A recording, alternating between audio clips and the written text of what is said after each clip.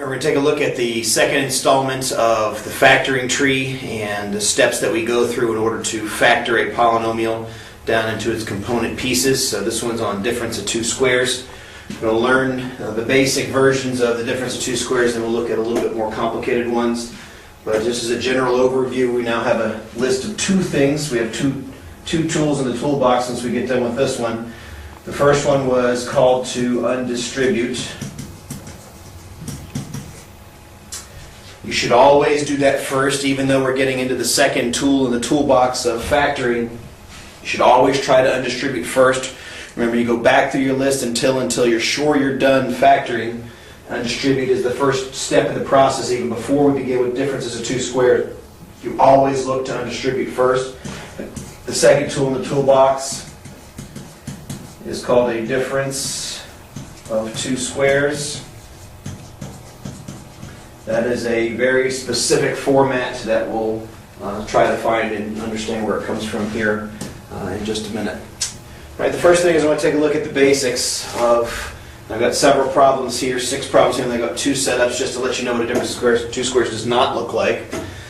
So if I go to multiply these together, the same thing always happens, and you'll notice all these numbers, all these sets I have, are the same thing in both set of parentheses, meaning both the factors are exactly the same thing with the exception that one's a plus and one's a minus. And here's what's always going to happen. As I multiply these out, x times x produces x squared, x times negative 1 produces the opposite of x, 1 times x produces positive x, and then 1 times 1 produces negative 1. And these two always cancel. It's not that they're not there, it's that they cancel each other every time. In this specific format of the factors, the product will always have these cancel out. So this just becomes x squared minus 1. Notice there's only 2 of them. And the reason it's called a difference of two squares, first of all, the word difference means that there's a subtraction problem going on. And then 2 squares means that these are perfect squares. The square root of x squared is x, the square root of 1 is 1. These are both perfect squares. And that's what's going to happen every time. In this case, this becomes x squared plus 7x minus 49. So this becomes x squared minus 49. Again, a difference of two perfect squares. I'm going to go through and fill the rest of these in. Y squared minus 11y plus 11y minus 121 becomes y squared minus 121. You may not recognize whether that number is a perfect square or not. And then you use your calculator. What's the square root of 121? If that turns out to be a perfect square, then you have something that's factorable, and if you don't, then you won't.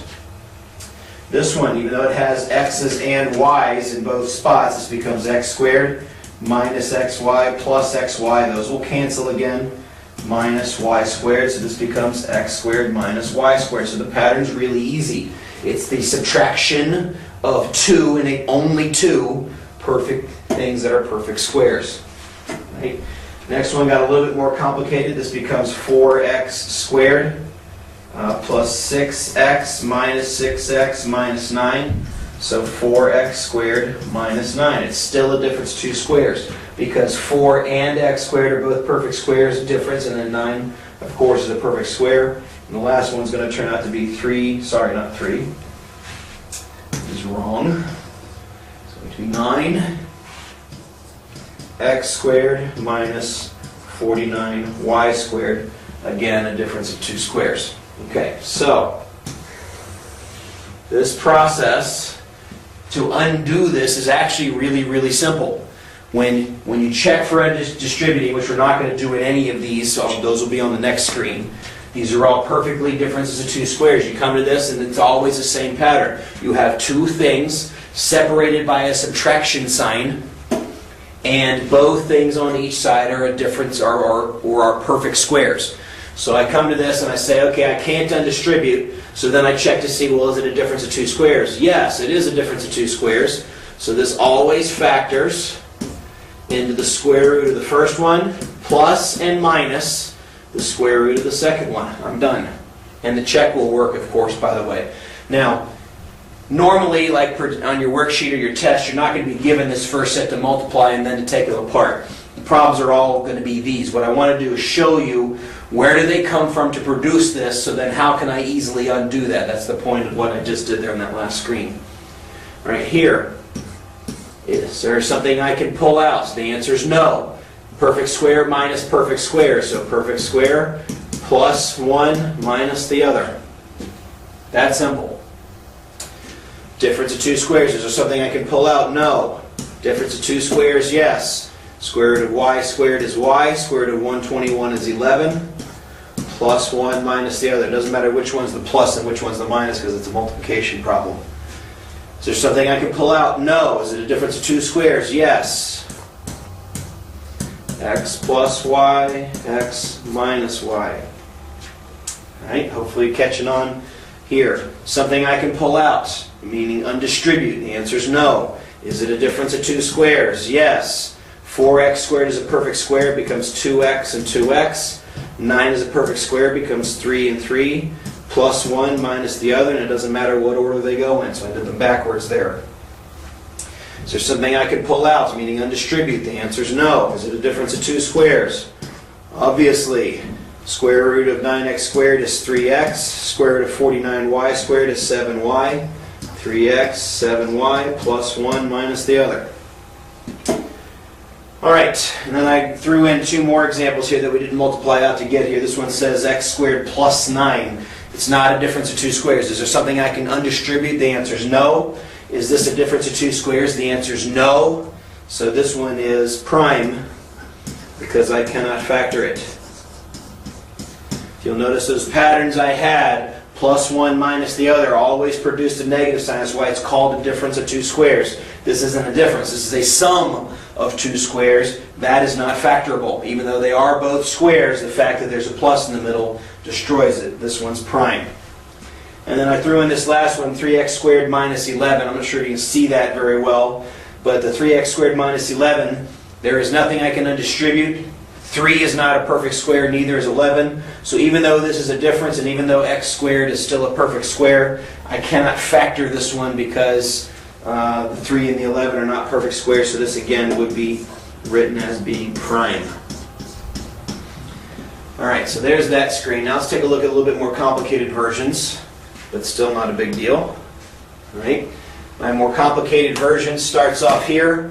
5x squared minus 125, and I wanted to show you this one in order to get you to understand that you always have to undistribute first. As is, this is not a difference of two squares.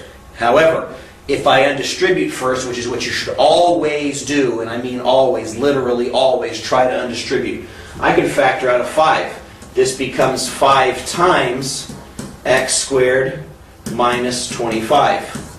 That is a difference of two squares. Okay? So when you factor out or undistribute the 5, I'm now left with a difference of two squares. I can't undistribute again, but this is a difference of two squares. So the final answer to this becomes 5 times x plus 5 times x minus 5. Okay? Now I'm going to check this one just to get that going here and show you what goes on. So using my handy dandy calculator here. My original problem was 5x squared minus 125, so 5, on would be good. 5 times 3 squared minus 125 is negative 80. 5 times 3 plus 5 times 3 minus 5 is also negative 80. So checking this with a 3, I get negative 80, and that's the case in both cases, so it lets me know that it's right. Alright, this next one is a disguised difference of two squares. I don't know how well you can see that. The screen there is not perfect. But negative 4x squared plus 49 doesn't look like a difference of two squares. First of all, I can't undistribute. 4 and 49 don't have a common value that I can pull out. But this is a disguised difference of two squares because this part is negative. And you could actually rearrange this into 49 minus 4x squared. That is a difference of two squares. 49 is a perfect square, 4x squared is a perfect square, and it is a difference. Now, I would not normally actually do that. I would recognize it for what it was from there, but it doesn't matter what you do. If you do this, it's not a big deal, even though it's kind of sort of out of order. We try to write the variables in front because of the proper notation and all that kind of thing. It's not really a big deal. If you want to rewrite it like that, it's perfectly fine. So this is going to factor. You can actually factor the back one. I'm going to do that first. Square root of 49 is 7 and 7. Square root of 4x squared is 2x and 2x, plus 1 minus the other, the same pattern we've been doing. But I can actually also factor from its original form as well. From that original form, it would just look a little bit different. I'd have 2x here and negative 2x there, and then it would be plus 7 in both places because the difference is actually coming from the 2x squareds and not from the 49. So 1 plus here and 1 plus there. And the only difference between this set of answers and this set of answers is that they're flipped around an addition sign, which you're allowed to do. So there's nothing I've done that's technically wrong there. All right. The next example says x to the 4th minus 81. That is a difference of two squares. There's nothing I can undistribute, but it is a difference of two squares because x to the 4th is a perfect square. But how does it factor? Well, x to the 4th, to produce x to the 4th, you need x squared times x squared. Those are what makes it a perfect square. The square root of x to the 4th is x to the 2nd. 81 is 9. Plus 1 minus the other. Now this is where another trick comes into play that you need to be aware of. This is another difference of two squares. You always refactor. Once you finish factoring, you check your factors again to see if they can be factored again.